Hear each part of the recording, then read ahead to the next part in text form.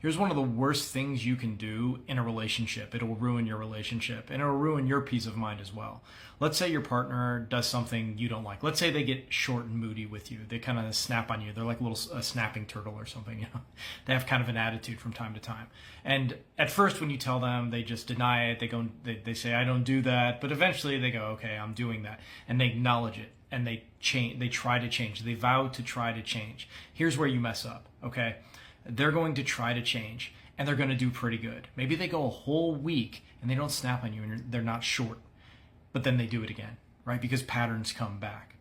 Now, in that moment, if you're the one who asked for the change, this is where you've got to step up, because you have to recognize if something's a long-standing pattern, people will change, but they're going to go back to that old pattern. And what you need to say in that moment is not, "You never change, you're still doing it." You're going to feel a ton of resentment and it can break a relationship, right? It can absolutely destroy a relationship, because you're going to say, "You never change." And this person's going to go, "I went a whole week and I wasn't snappy," right? And you're not going to acknowledge that they were making an effort. So what you need to do in that moment when they snap on you is you need to say, "You went a whole week, you're doing really good. I'm not going to hold this against you. I know changing is hard and it's very easy to go back to old patterns." Right? It's very easy to do.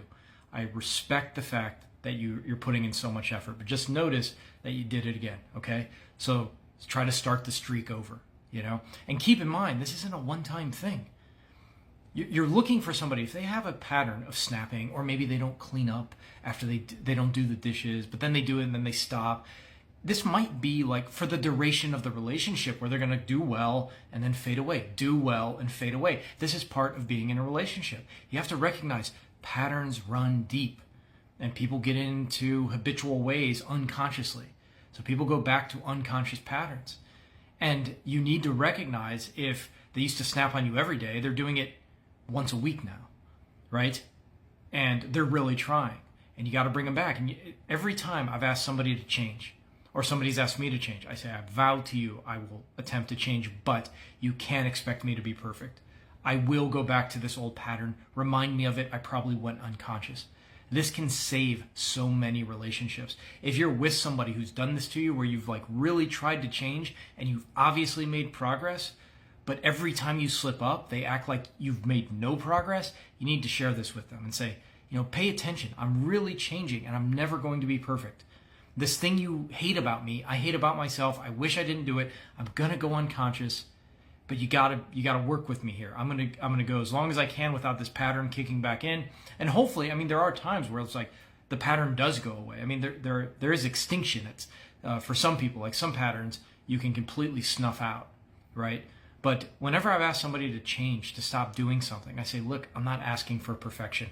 I'm asking you to do your very best to change this, to alter this behavior, to alter the way you talk to me when you're mad. And I recognize you're not going to do it every time. And when you mess up, if you've been a good boy, or, right, or a good girl, you can say this to somebody, then I'm gonna acknowledge that you've tried to change." Okay. Now, this doesn't mean they're snappy. They go one day and then they snap, and then one day, and it has to be, it has to be a real effort, and they have to acknowledge it. But if you take that pressure off of them of being perfect, they're no longer walking on eggshells. And very often they'll catch themselves when they get snapped. They go, "Oh, okay, I messed up. Sorry." And you'll accept that. When you accept that, you're saving your relationship, you're saving your peace of mind, and you don't have unrealistic expectations for people. People will not, when you tell them to change something, you're not looking for perfection. You're looking for them to change overall, but give them some wiggle room, because they're human, and very often these old patterns reactivate. So don't ruin your relationship by demanding change and then expecting that change to be permanent. Now, if it's something very severe, yeah, you can, if they're an alcoholic, no, you cannot drink. That's different, right? There are certain things, you got to stop right now. You can't do that again. Okay, there are exceptions, but when it's the little things that are annoying, you gotta let people have a little wiggle room to mess up again. My name's Dylan. I run the Letting Go Academy. Make sure you check out my site, dylanfree.com. Please share this with somebody who needs to hear it, and follow. Peace. If you have a dismissive avoidant partner who never wants to settle conflict, who just goes off and withdraws and then tries to come back around like nothing happened, this video is for you. I'm Dr. Sarah Hensley. I'm a specialized social psychologist who's been studying the science of attachment and attraction inside romantic relationships for over 15 years. So inside of healthy relationships, we need both self-regulation, where we soothe our own nervous system, as well as co-regulation, where we participate in soothing our partner's nervous system, even if they're upset about something we did. That is our responsibility as healthy romantic relationship partners. But dismissive avoidance, they hyper self-regulate, and they do so through emotional suppression. So they feel like everybody should just go and deal with their own feelings, and then, it'll all be fine. But really, inside of relationships, we should have moments of co-regulation where we definitely soothe our own nervous system, but we attempt to soothe our partners as well. And so if nobody is trying to help you soothe your nervous system, all that's left is you soothing your own nervous system. All that's left for you is your own self-regulation. And so what can happen inside of relationships with DAs is that you are giving and giving and giving, and they are taking and taking and taking and taking. And then when you have a need or complaint, they go, I don't want to deal with this right now, and they go away and nothing ever gets settled, and you feel abandoned, unseen, and unheard. And if you let this keep happening, you essentially become a doormat. There has to be a point in which you say, no, this isn't working for me anymore. And there's levels of boundaries, right? There's levels of boundaries before the ultimate boundary of leaving the relationship. And so my preferred boundary around solving conflict is called there is still something unsettled between us. So your dismissive avoidant partner is going to want to re-engage. You may be packing their lunch, doing their laundry. You may be, buying them gifts. You may be, doing acts of service for them. You're probably meeting some of their needs at some point, somehow, inside of the relationship. And pretty much they just allow you to do that without giving really anything back. So if you present your needs or a complaint and they brush you off, dismiss you, and go away, when they do want to re-engage, you need to say, hey, just want to let you know there's this thing that's still unsettled between us. And until we can settle it in a healthy and respectful way by having an actual conversation about our feelings around this topic, I'm going to have to disengage from this relationship and focus on myself, because somebody has to soothe me. And if you can't participate in soothing me as well, I have to go off and soothe myself to make sure that I'm taken care of. And then you do. You don't give them the silent treatment. You can be very cordial. You just don't go out of your way to interact. And then you stop doing the things you usually do to meet their needs. And you take all of that energy and attention and you focus it on yourself. So you go to the yoga class, you do the bike ride, you go on the walk, you take the hot bath, you go to the gym, you go get that massage, you go read your book, you do those things that it's going to take to help soothe yourself and meet some of your own needs, because this other person is refusing to do so. I promise you, I have studied dismissive avoidance for 15 years, and I have worked with hundreds of them. The only thing that works to get them to be motivated to self-reflect and take accountability and make changes are feelings of loss, okay? And this is not a punishment, it is a natural consequence of their actions, okay? And people have to feel consequences in order to be motivated to change. People ask me the question, what if they don't ever want to re-engage? Then you are in the wrong relationship. If you are forcing all the connection and all the engagement, you're not even in a relationship. You shouldn't be there. For more information on attachment, on boundaries, on becoming secure, on fixing any relationship issue, please first go follow me on IG, Facebook, and YouTube, because we're banned here as of now.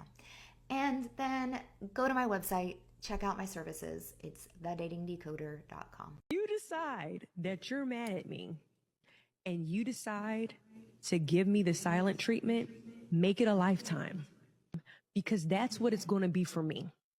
If you cannot address your issues with your friend who you love, who you care about, who you support, who you ride or die for, if y'all can't have a conversation about something that hurt you, something that bothered you, I don't see how you can call yourself an adult. Ooh. The two biggest, most toxic experiences in every single relationship, whether it's intimate partner, sibling relationship, coworker relationship, you name it, in every relationship that we have that is interpersonal, miscommunication and things left unsaid. that misunderstanding that happens and you didn't understand what I meant, or I didn't say that how I wanted it to say, or whatever happens that causes that misunderstanding, that miscommunication, and things left unsaid. Those two things poison even the greatest of relationships. 5 steps in order to bring up an issue with your partner. Bringing up our complaints, our concerns with our partner is vital to a healthy relationship, and we all have them. The Gottman Institute came up with 5 steps in order to do it. First, complain but don't blame. No matter how at fault you feel like your partner is, blame leads to defensiveness. 2, use I statements instead of you statements. When we use I statements, we share our feeling, our need, and we say things like, I don't feel heard right now, as opposed to you aren't listening to me. 3rd, describe what is happening without evaluating or judging. Our partner is not a mind reader. We have to share our experience without assuming their intentions. 4th, be polite and appreciative, even when you're in conflict. The rule of thumb is 5 positive statements to 1 criticism or complaint. 5th, don't store things up. When we store things up, we get emotionally flooded and they never come out right. Expressing our concerns and our needs as they arise by using these steps will really help prevent your conflicts from escalating. Here are 3 tips for healthy conflict in a relationship or in dating. I know you hear the word conflict and you're going, I don't want any conflict, but that's part of a relationship. How you actually grow with somebody, how you really genuinely get to know somebody, how you build a relationship with somebody isn't just because you guys are having nice dates or because every time you see each other, everything is great. It's how do you fight and then how do you repair after that conflict? Because you're human. You guys are going to have issues, and it's not about having the issues. It's how do you come back from those? So the first one is, the number one thing I always recommend is you've got to regulate your nervous system the second you start to feel that dysregulation. Because remember, you and your partner, you or the person that you're dating, you guys are a team. You're not against each other. And when you feel dysregulated, if you go into, oh my God, I'm not safe, you might look at the other person as, well, you're the enemy. And then all of a sudden you're against each other. Every single time when Tekkai and I have an argument or anything that happens, any kind of conversation or any kind of conflict, I always notice and take stock of what's going on in my body. Okay, I can feel myself dysregulated. I'll even remove myself for a second or just take a second to do a couple of deep breaths before I respond, because I really want to make sure I'm coming from a regulated, safe space and not a dysregulated space of fear. Number 2, we do not use words like never, always, and we do not curse at each other. Number 2, the best tip I have for you is shut your fucking mouth and start listening to your partner. I know we can want to get defensive and then all of a sudden we want to start explaining ourselves away and sharing. But sometimes what really needs to happen when our partner's upset and they've come and talked to us is that we just need to listen. We need to sit, hear what they have to say, allow it to hit, process it for a second, and then respond from a place of compassion and love, because you're understanding that your partner is hurt, not trying to defend yourself and tell your partner that they're wrong.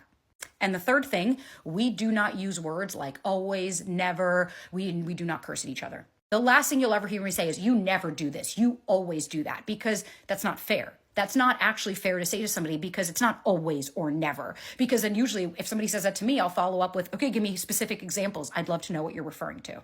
It's not that conflict is an issue. It's about how you handle, how you approach, and how you deal with this conflict like a fucking adult, not acting like a feral cat or a 6-year-old who's trying to defend themselves against their parents, because that's usually dysregulation.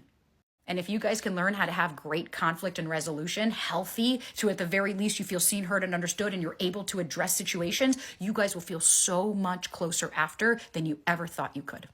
So I hear all the time, Eli, how do I talk to my guy? How do I conversate with him? How do I let him know how I feel? Seemingly it's simple, but if you need some direction, here it is.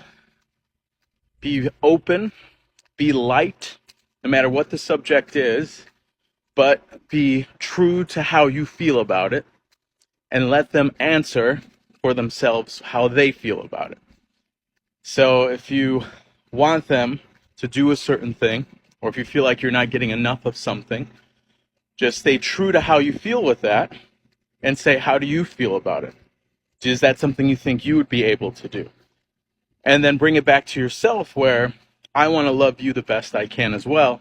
You also let me know what more I can do. But the biggest thing is, they should want to comfort you. They should want to adapt to you, and they should want to learn to love you. In times of conflict, when you're communicating, you gotta do your best to separate your partner from the problem. By all means, let your partner know that they did the problem, but your partner is not the problem. Either your actions, the treatment, the dish, whatever it is, you're here, but you did this thing, and we're going to address this thing that you did. That places them outside of it to where they can look at it as well. You feel me? You don't want to put your partner in the hot seat and make it all about them to where you pointing at them. You feel me? Because people gonna get defensive. Thing too, and it's petty, but I come from an education background. I need you to with me because I'm serious. The average reading comprehension level is 8th grade.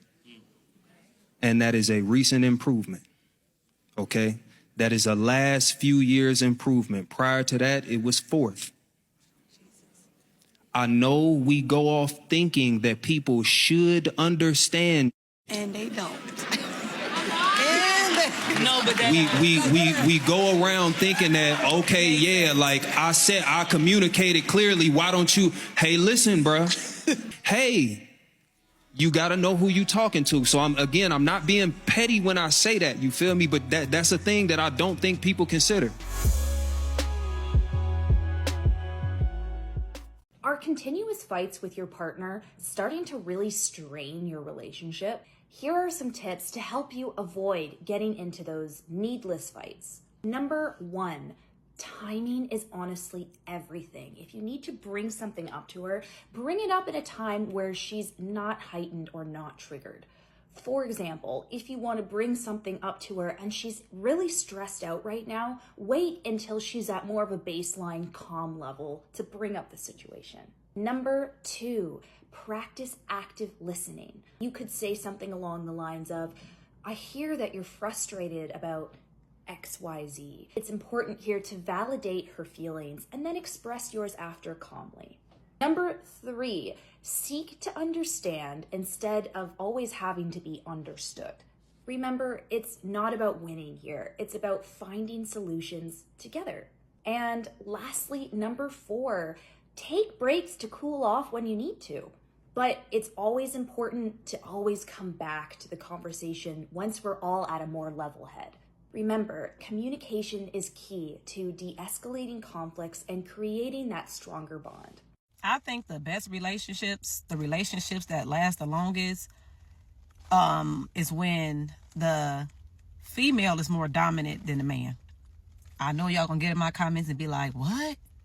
But it's something about that woman being real dominant and mean that's gonna have that man acting right. Like, I have seen it too many times. Like, I can name so many relationships where it's like that. Like, the woman, she don't play no games. She real dominant. And the man is more like passive. You know, yeah, baby, go along with her. Those are the best relationships. Like, I feel like when you real soft and you a lover girl, it's something about a man that's just gonna dog that. Like, he gonna take advantage. Like, it's just that dog in him. He gonna just take advantage of it. That's how I feel. I know y'all gonna get in the comments and be like, no, it's not like that. We want somebody feminine. No, y'all don't.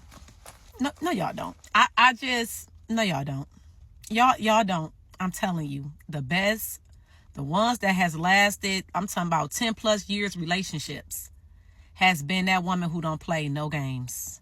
And I'm not saying, you should just be mean to your man or whatever like that. But I'm just saying what I have seen work. That's it. That's all.